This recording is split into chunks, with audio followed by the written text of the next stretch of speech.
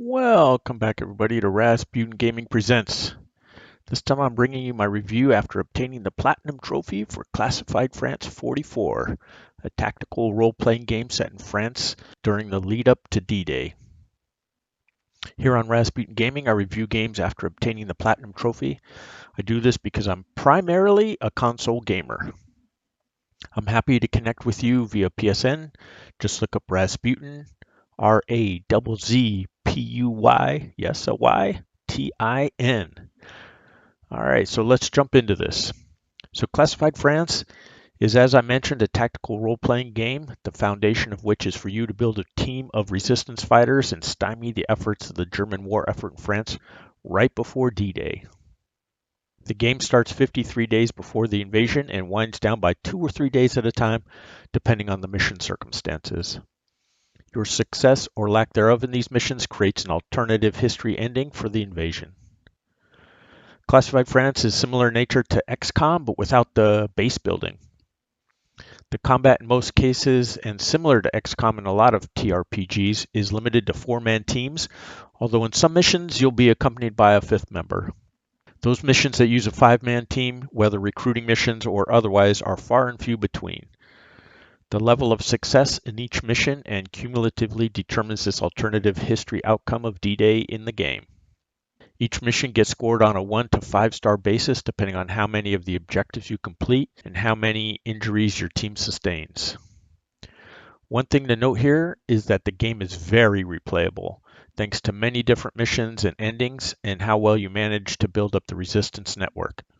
In addition, the randomness of the missions you get in each campaign will lead you to have different team members to recruit. Each of the possible new team members are unique outside of the original 4 that you always start with. Each character you recruit is a self-contained, unique individual. Their gear and skill sets are always the same regardless of your campaign or the difficulty you're playing on, though. There are a total of 10 different people that you can recruit, although you won't see recruitment missions for all of them in any single campaign. You have to pick and choose which rescue missions you're going to take on, which affects which characters you can recruit. Lastly, there is a trophy tied to recruiting 4 additional team members to have a total of 8 to choose from. As I noted a couple times, difficulty plays a big role in your success in getting through the campaign. The game offers 3 difficulty modes, which are Recruit, Regular, or Elite. Like most TRPGs, the things that difficulty most affect are the health, damage, and armor of the enemies. And then there is an Iron Man mode, of course, which is a permadeath option.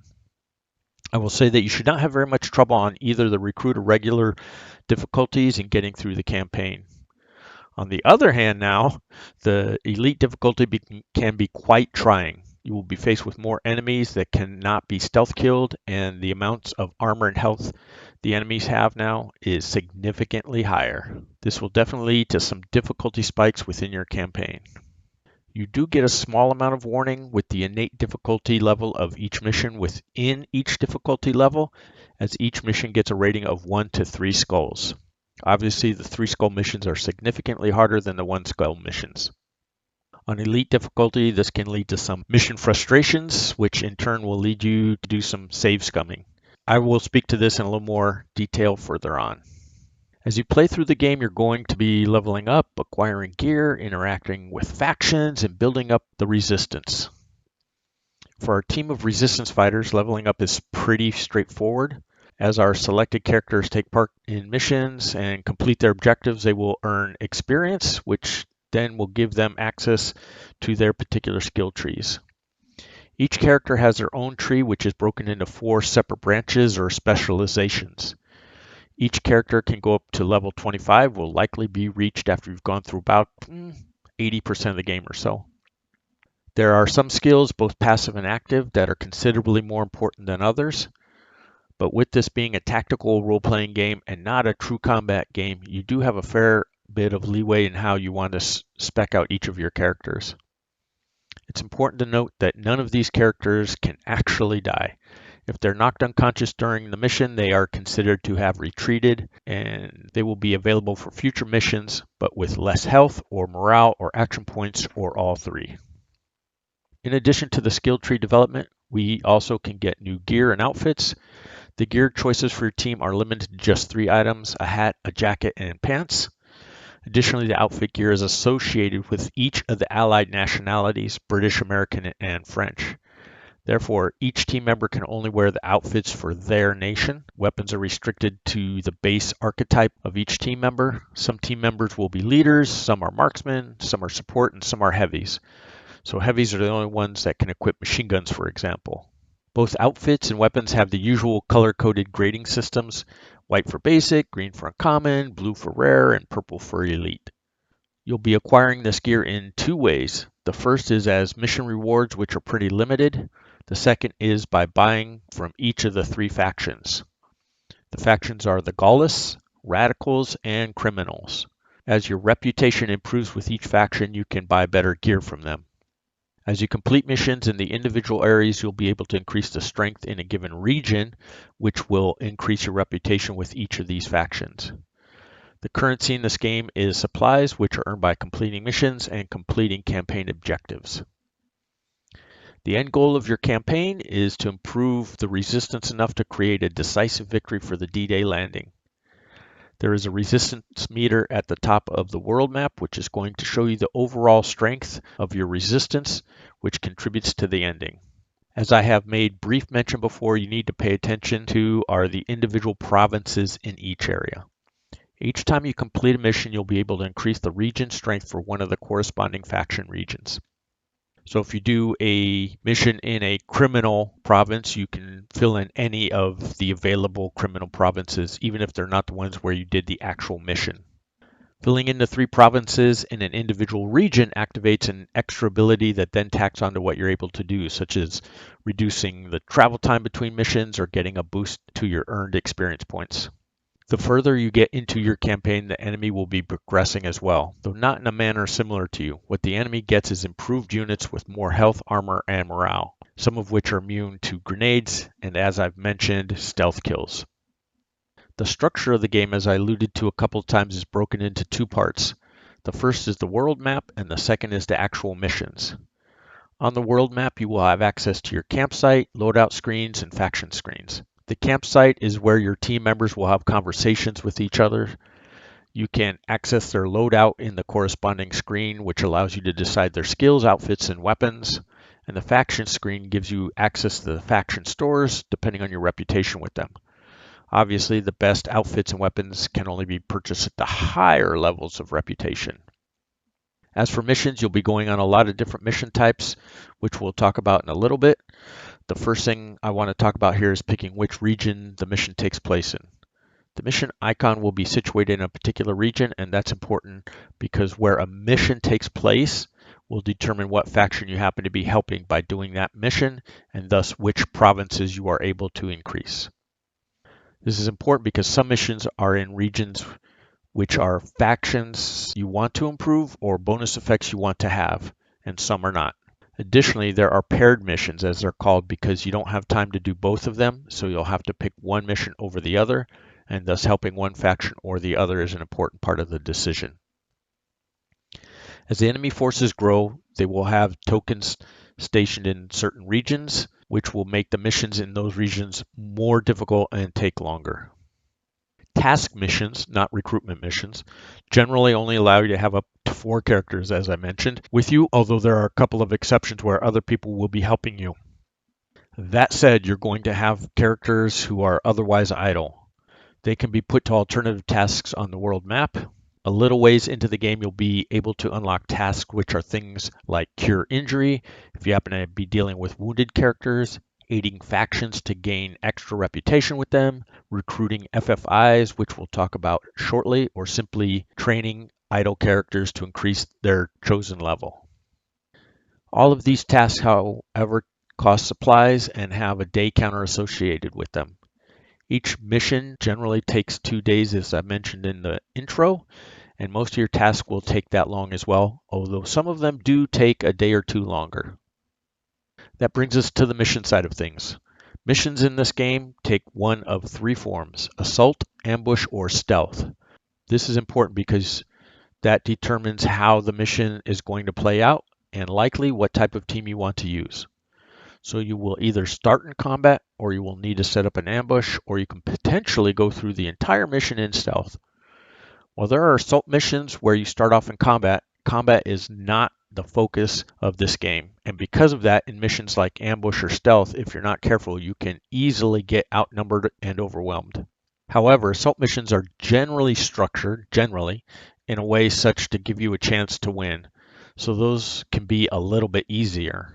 This brings us to ambush and stealth missions. Stealth is the easiest kind of mission, and it's possible to go through and stealth kill almost every enemy. And as long as your characters aren't seen, you're going to get through those easy peasy.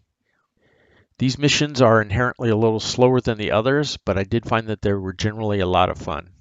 There's a lot of patrol routes and enemy facing, both pointed out by arrows on all the difficulties that you need to watch out for. So trying to make sure you don't get seen alongside a quick save system, if you're not on Iron Man, will let you work through a stealth game as a pretty fun experience.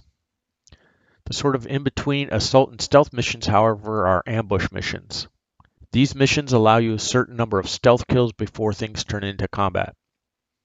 And what's more, the first round things turn into combat, if you manage to get all those stealth kills, is an ambush round, where you'll get some bonuses to make things even easier. Generally, the ambush missions are the ones where you can experience a difficulty spike, because the number of stealth kills you get in ambush missions seems to be random, and it can be limited to between 3 and 6. I'm not sure if this correlates to the exact number of enemies on the map, or the challenge level of the mission, or the difficulty you're playing on. But there are sometimes missions where you only get like 3 stealth kills before it turns into a firefight. And with the way the enemies will be spread out, it just seems that you're unlikely that you'd be able to do this without it being a problem. Which means you can go from some missions being a breeze to the next mission being extremely difficult without extreme save scumming. In one egregious instance, there was a mission that I had where I had to defend a farmhouse, and there were about 10 enemies on the battlefield with multiple waves coming in after and a short amount of turns. The objective was to kill all of the enemies and prevent them from entering the farmhouse. In this case, because I was on elite difficulty, I just yielded the farmhouse by hiding upstairs and forcing the enemies to come at me up the staircase where I could mow them down with Overwatch. I took this route because the enemies on elite difficulty require you to hit them 3 or 4 times to kill them. So it was better to yield the secondary objective so that I could beat the mission. But generally speaking, the missions offer you a lot of opportunities to level the playing field in some way, cutting off enemy reforces, and then engage in a combat on your own terms. And like many turn-based games, this comes down to the typical action economy of trying to reduce the AP of your enemies, taking their turns via the morale system. Giving yourself extra turns or extra actions from skills is the key, which mostly comes down to utilizing your skills and trying to abuse the morale system. Now, at a foundational level, this particular combat system is a standard action point system. You get a bunch of action points every turn you can have to spend on your movement and abilities. Items and things can increase the action points you get, and certain abilities will grant action points to your teammates, effectively giving them an extra turn. Attacking in any way generally ends your turn outside of those abilities that I mentioned. Then we have the morale system. The thing that makes this game unique is each character has morale. As they get shot at or take damage, their morale gets reduced. The kicker is that morale is reduced even if shots miss. So if an enemy is attacked regularly, this will reduce their morale to 0, which puts them in the broken state. The 2 states you want to get your enemies into are suppressed and broken, both of which come from reduced morale. Suppressed halves an enemy's action points, thus reducing their movement and abilities. The broken state removes your enemy's next turn. On elite difficulty, it is important to work on your enemy's morale because they will mostly have enough armor to dampen your weapon's ability to kill them quickly. I would say on one hand, this is a fun way to reduce enemy effectiveness while increasing your own, and in fact, if your characters get broken, which can happen pretty easily, especially on elite difficulty, there are abilities that can increase your character's morale, and increasing the morale of an otherwise broken character will give them their turn and action points back on their turn. Which means abilities that actually give you your action points back can be of incredibly high value. And all in all, without going on forever about it, I think this system is pretty fun. So you can deal with the 3 different approaches, assault, ambush, and stealth, with different dealing with different enemies, some that are actually, as I mentioned before, immune to stealth kills. So that route doesn't always work as effectively as you might like it, and balancing technical espionage with outright firefights and deciding when and where to go loud is a big part of combat that I think can be a very satisfying experience. Now, outside of the balancing issues I mentioned before, because of the stealth approach to a lot of missions, the game in some missions can be slow, which is going to be typical of a lot of tactical role-playing games. Thankfully, the developers didn't make the missions themselves very long, but combined with turn-based action and stealth tactics, where you're taking every turn very deliberately, especially on elite difficulty, trying to make sure you aren't seen and set up kills, and the like, on top of having to do that for every character on your team and then waiting for the enemies to take their turn, pretty slow-paced experience. The redeeming feature here is that the missions themselves are not terribly long, but it's definitely got a more methodical vibe to it, which is not unique among TRPGs, especially stealth-based ones. The upside to this is that you can sit down and play through a mission in an hour or two and know that you have functionally completed a section of the game. So for those of you, like me, that find extended playing times limited, this is of a huge benefit. That brings us now to our trophy section. The Platinum trophy for this game is not particularly difficult. To obtain the Platinum, you will have to play through the game twice, as there is a trophy for completing 50 missions, which cannot be done in one playthrough. There are two trophies you have to be watchful of. One is Triple Threat, for which you will need to kill 3 unique enemies with a single explosion 6 times. This can only really be done in one mission, Tiger Trap, on easy difficulty, which means you'll have to run this mission at least 6 times, not restart or reload the mission, but 6 unique starts. So you will have to save on the world map before starting it, and then reload the world map save and restart the mission 6 times. The second trophy to watch out for is Marseille Mafioso, which requires you to recruit a specific team member, Kamba, and dress him in specific gear and use his original weapon to complete a mission. Other than that, the trophies are pretty standard fare. The fact that you can sit down for an hour or two at a time helps make getting the Platinum trophy feel not as grindy. That brings me to the pros and cons. So for me, on the positive side of things, I would say this game does a great job of creating the tension and approach to building up a partisan resistance in a guerrilla warfare way. Tying this to D-Day was a cool idea as well. The missions in particular, I thought, were a lot of fun in this regard, as there are large amounts of maps with different approaches. Additionally, you can never get overpowered in this game, so that combat is always a secondary feature and never allows you to not embrace the stealth and espionage tactics that are at the heart of the gameplay. So as this genre of TRPGs go, it's a pretty satisfying main experience. I think the short length of the missions is a positive because you can sit down when you have limited playtime and accomplish moving the game forward. Recruit difficulty can be a fun experience as it's very forgiving of mistakes. And if you're new to TRPGs, especially stealth or espionage style games, this can be a good thing. Also, the game stays focused on what it's trying to be, and that is a tactical stealth role-playing game.